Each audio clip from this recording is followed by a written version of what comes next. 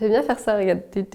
C'est un beau roman, à vous. C'est une belle histoire. Bien bourgeois. Ici Elise en direct de la planète, ça caille sa race. Avant de continuer, sur l'échelle du kitsch, on est à combien? Dites-moi. Aujourd'hui, on va parler de chaleur bonheur, et non pas de cul, mais de vêtements qui tiennent chaud, alors que les températures n'ont pas l'air d'avoir envie de remonter. Tristesse! Quand je parle avec les gens, j'ai souvent l'impression qu'il y a un concept qui paraît impossible, c'est avoir chaud en gardant un maximum de style. En gros, c'est soit t'as du style, mais tu chopes une pneumonie en 3 secondes, soit tu ressembles à Joey dans Friends quand il a peur de larguer sa meuf qu'il frappe. Mais en fait, nine, pas besoin d'avoir à choisir, parce qu'il est tout à fait possible d'avoir chaud et d'avoir du style. Ou skipper la partie style.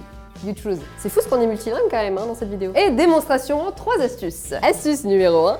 Pratique la technique de l'oignon. Connue par tous les ninjas qui ont froid dès que les températures avoisinent les 15 degrés, la technique dite de l'oignon consiste à superposer les couches pour que tu puisses les ôter ou les rajouter à ta guise. Par exemple, tu peux mettre un débardeur, plus un t-shirt à manches longues, plus un pull. C'est une technique extrêmement pratique quand ton environnement varie en température. Typiquement, je pense à la transition entre l'extérieur et les transports en commun. Mais si t'arrives de jouer à cache-cache dans une chambre froide, par exemple, ça devrait le faire. Comment est-ce que t'en arrives à jouer à cache-cache dans une chambre froide, du coup ? Je veux bien que tu m'expliques. Un autre truc aussi, privilégie d'alterner entre les couches près du corps et plus amples. Et oui, l'air est le meilleur allié contre le froid. Si, en laissant de l'espace entre les couches, l'air circule et la chaleur s'emprisonnera mieux que si les deux couches étaient serrées. En plus, en faisant des superpositions, personne ne verra ce que tu as en dessous et le style est donc toujours là. Un autre exemple ici, avec une doudoune sans manches, sous le manteau. Astuce numéro 2, privilégie les matières qui respirent. Les matières qui vont te recouvrir le bouli sont super importantes. Par exemple, je suis pas très convaincue par le polyester à même la peau.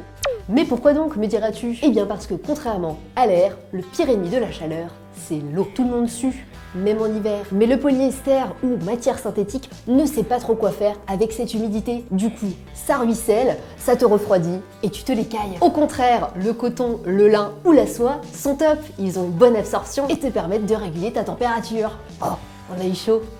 D'ailleurs, si on va par là, la laine, c'est plutôt pas mal. Essaye une fois de troquer ton skinny jean contre un pantalon en laine ou même en velours et tu m'en diras des nouvelles. En plus, la laine garde moins les odeurs, ce qui fait que tu peux t'enfiler 1 milliard de tartiflettes tranquillou bilou que personne n'en saura rien. C'est pas mal, hein? Petite tartiflette. Astuce numéro 3, tente les matières techniques. Où êtes-vous? La laine c'est cool, mais il y a plein d'autres moyens de se réchauffer la nouille. Il y a des vêtements qui se sont vachement démocratisés en ce moment, c'est les vêtements techniques. C'est des technologies que tu peux retrouver maintenant dans des enseignes de fringues et pas que chez Decathlon. En plus, ils ont imaginé des vêtements autres que des t-shirts de rando ou des joggings de runner et ça a carrément de la gueule. Tu vois, ça c'est une jupe, une veste et un top en thermolactyle de chez Damar. C'est pas si mal si tu vas faire du ski cet hiver ou que tu fais de nouvel an dans un chalet en montagne. Eh, joli ces leggings en velours portés sous un gros pull. Mais que voici que voilà, un caleçon technique sous le legging. Ah, je vous ai bien eu, hein. Le thermolactyle, ça marche comment? La fibre réagit au micro-frottement entre le tissu et la peau, ça dégage de l'énergie et donc de la chaleur. Ah, c'est sympa ce qui se passe là. Il se passe un truc là. C'est tout.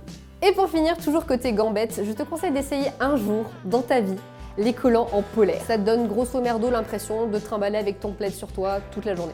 C'est plutôt pas mal. Sinon, je ne saurais que te rappeler de porter un bonnet, des gants ou des grosses chaussettes, tu sais là, les tressés torsadés là qui montent par-dessus le genou. Tout simplement parce que c'est mignon et parce que ça te donne chaud. Sing Hallelujah, sing it. Cette vidéo est terminée. Maintenant que t'as bien chaud, tu vas pouvoir te réjouir pour la vidéo mode de lundi prochain, qu'il pleuve, neige ou vente. Si tu veux faire le plein d'autres idées, je te conseille cette vidéo qui est juste là. C'est un lookbook à base de gros pulls et de jupes. Like cette vidéo si tu l'as aimé, ça réchauffera mon petit cœur parce que j'ai pas encore trouvé de tissu pour ça. Et comme dirait Denis Brognard, Oh, à la prochaine!